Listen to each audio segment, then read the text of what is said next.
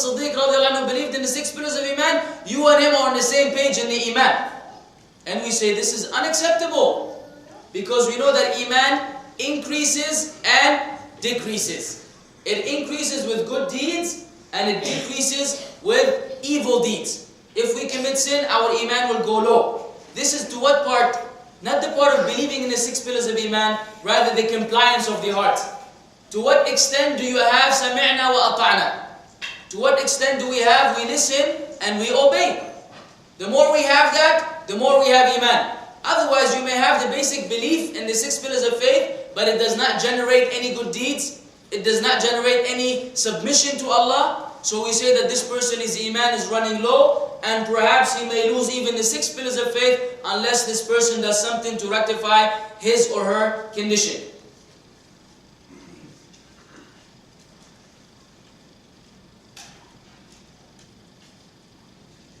The causes for the decrease of Iman.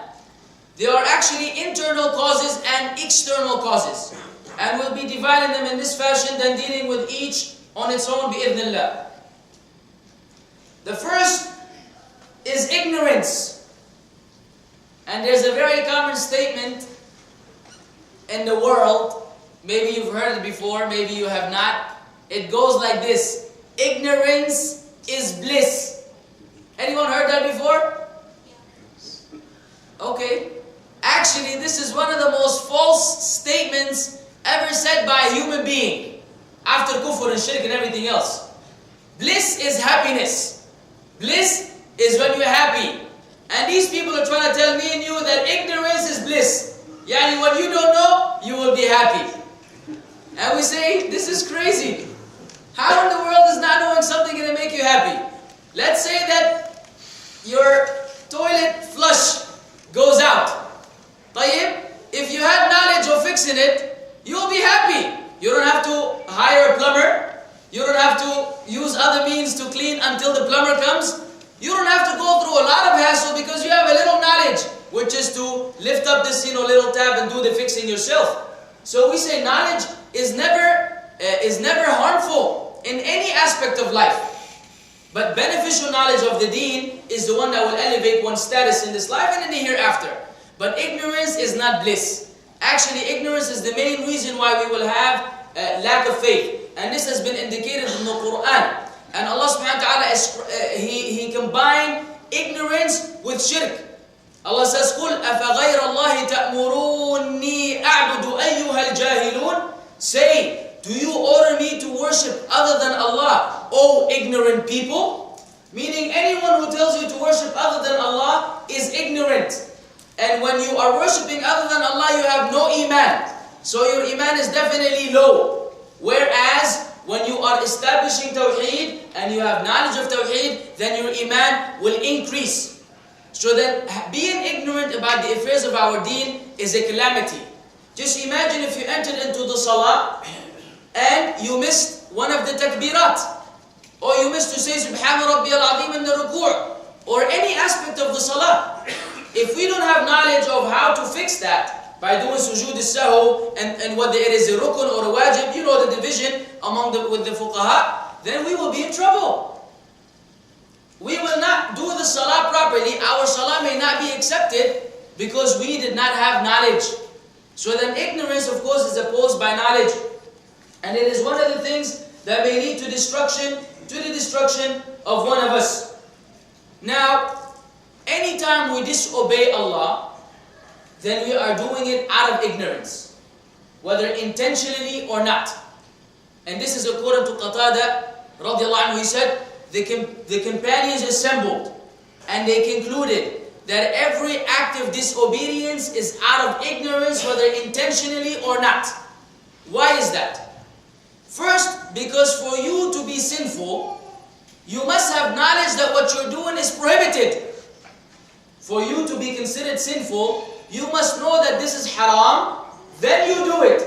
If you didn't know that it's haram, are you held accountable with Allah? No. Huh? The principle in the deen is that we are excused for that which we do not know about.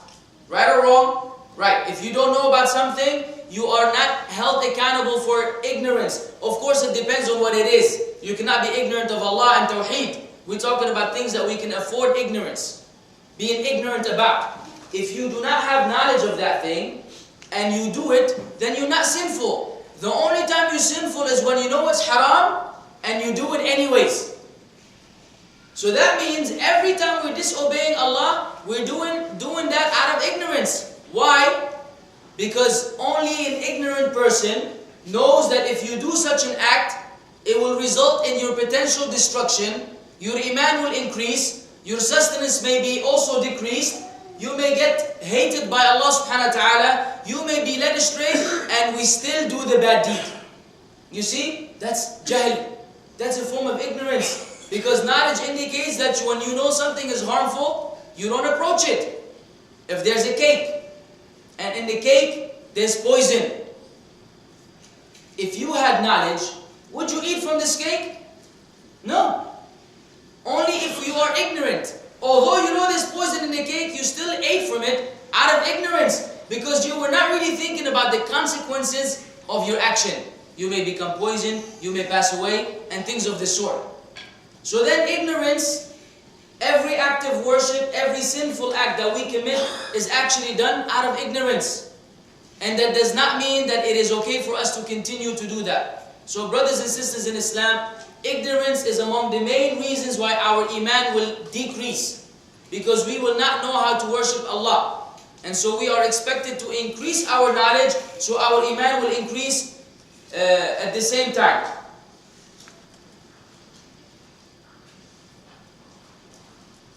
Heedlessness. A potato eating popcorn. And what is heedlessness? It is when someone is not mindful of Allah subhanahu wa ta'ala first, of the angels who are writing down his deeds second, and of the day of judgment, accountability on the day of judgment, heaven, hell, and everything else, every aspect of Islam. When someone is heedless, meaning that person is not paying attention to that.